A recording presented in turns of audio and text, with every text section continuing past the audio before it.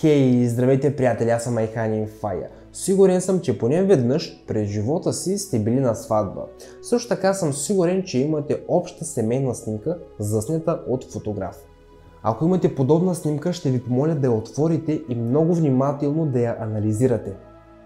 Защото в този видеоклип, това, което ще чуете и видите, меко казано, ще ви накара да настръхнете. Видеоклипът е много интересен. Ще ви помоля да останете с мен до края на видеоклипа. Преди да започнем видеоклипа, ще ви помоля за един лайк, един коментар и едно споделяне в социалните мрежи. Така помагайте на мен и на моят канал да расте и да се развива. Сега си направете един чай или едно кафе и ви желая приятно гледане, приятели. Сватба – това не е само веселие, щастливи моменти и сълзи. И кой може да предположи, че това събитие може да крие в себе си нещо страшно и мистично? Сватбата е особен момент в живота на човека и затова на този ден могат да се случат много странни паранормални явления. И най-страшното е, че те попадат в кадрите на фотографите, което кара след това младоженците да търсят защо и как и откъде се появяват подобни същества. Днес искам да ви представя 11 сватбени снимки, които не могат да се обяснят и до ден днешен. През 2015 година младоженците са запечатали нещо ужасно на своето сватбено селфи. Кевин и Кристина са качили голям брой снимки в техните профили във Facebook, без да забележат зловещият образ, който е зад тях. На снимката вие можете да видите как зад младоженците се показва малко момче с черни очи, зловещо гледайки към камерата. Двойката от Вирджиния са съобщили, че и понятие си нямат какво е това същество и защо то е там. В своят Facebook профил Кевин е написал: "Това беше любимата ни снимка с жена ми до момента, в който не видяхме какво има между нас и до сега не знаем какво е това. Какво е това призрачно дете?" Въпреки факта, че снимката е привлякло голямо внимание в социалните мрежи, обяснение на снимката все още липсва. Тази снимка е направена в Норвегия, в стара ферма, която е известна като фермата на Маргарет Мун, писателка на детски книги. Много добре се вижда долната част на човек с черна рокля с обувки.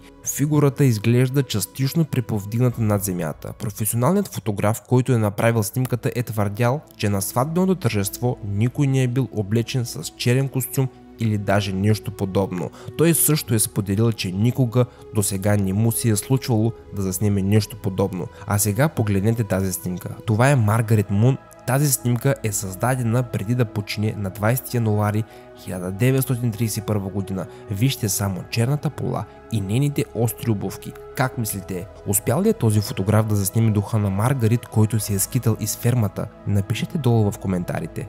За тази снимка има много малко информация, но се знае, че е от сватбена церемония. Нито гостите, нито роднините, нито приятелите не са забелязали нищо странно по време на церемонията. Обаче на снимката се вижда тъмна фигура с качулка, която отново е във въздуха. Фигурата, която е на височина от 3-4 метра, се вижда, че е прозрачна. Кой е можел да бъде това? Загадъчно същество? Защо той е с черен халат с качулка? Може би е свещеник или монах, или това е починал роднина на някой от присъстващите. За снимката няма допълнителна информация, едва ли някой ден ще узнаем. Тази страшна снимка е била качена в интернет. Човекът е утвърждавал, че той е бил на сватбата на дъщеря си в хотел в щата Ню Мексико на 15 юли 2006 година. В кадъра е попаднала кълбовидна мъгла, която силно прилича на човек. Повечето хора твърдят, че това не е нищо повече от цигарен дим, а в същото време останалата част от хората предполагат, че това е призрак. Младоженците са били в шок след като са видяли снимката. Тази снимка е направена в Чърч Астън в Англия. Снимката е направена около местната църква веднага след сватбената церемония. Авторът на снимката е споделил, че в този момент му е било много студено и не е можел да обясни защо в този прекрасен и щастлив ден няма настроение. В кадъра е попаднал някаква прозрачна фигура, но какво може да бъде това?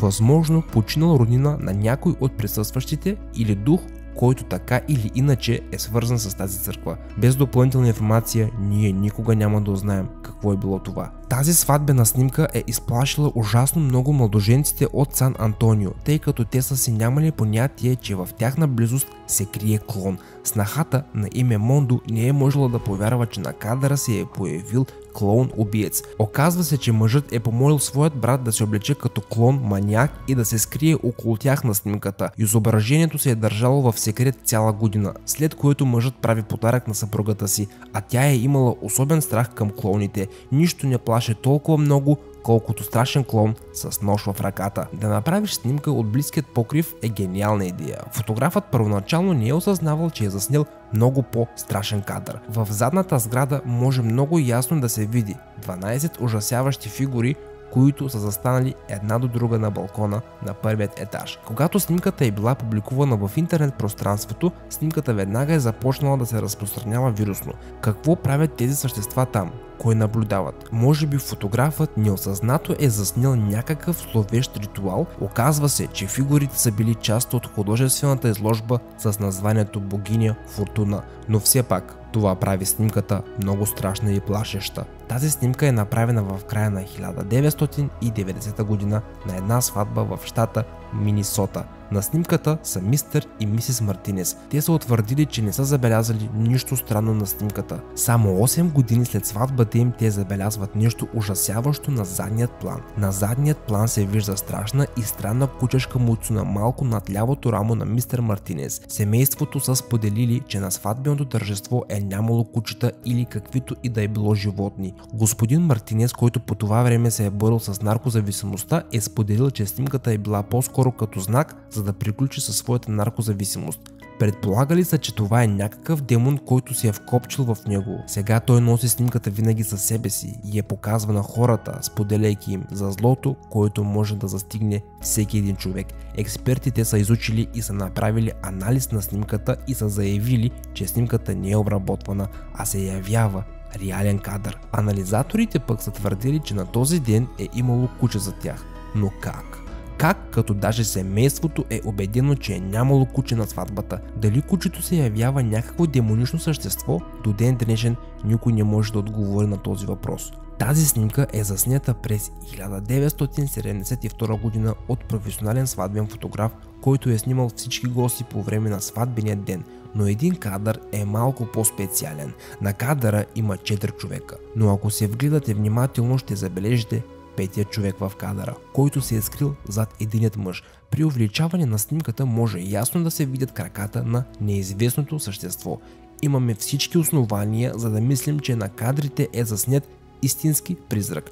Фотографът и гостите не са си спомнили за пети човек в кадъра. Доста странно и плашещо, нали? Стигнало се е до заключение, че това е нещо мистично или по-скоро призрак. На тази снимка може ясно да се види мъжът, който е заснет пред някаква кръчма. Прилича на мъж без глава. Мъж на име Хагизо е направил снимка на вечерта преди сватбата в Рустенбург в Южна Африка и е уверен, че пред него по това време е нямало никой. Фигурата изглежда напълно нормална, ако не броим неговата губеща се глава. Неговата горна част, ръцете и краката са добре видни. В много култури по света има широко известно мнение, че душата на един човек е възпроизведение на самият него. Може ли това да бъде призрак на обезглавен човек? Неканените гости на сватбите са често явление. На пръв поглед съм сигурен, че няма да забележите нищо, но тази церемония е била малко странна. Този човек явно не е бил поканен. Погледнете му външният вид, той даже не е облечен по дрес код. Той се появява внезапно и минава спокойно между гостите. Погледнете формата на главата на този човек. Той няма челюсти. Има ли това същество някакво сходство с извънземните? Никой не може да отговори до ден днешен на тези кадри. Какво той прави на сватбената церемония? Какво означават тези движения, които той прави с ръцете си? И това беше всичко, приятели. Надявам се видеоклипът ви е харесал. Ако е така, долу в коментарите споделете вашето мнение. Също така не забравяйте един лайк и едно споделяне. И очаквайте съвсем скоро много нови интересни видеоклипове. Чао, приятели! И до скоро!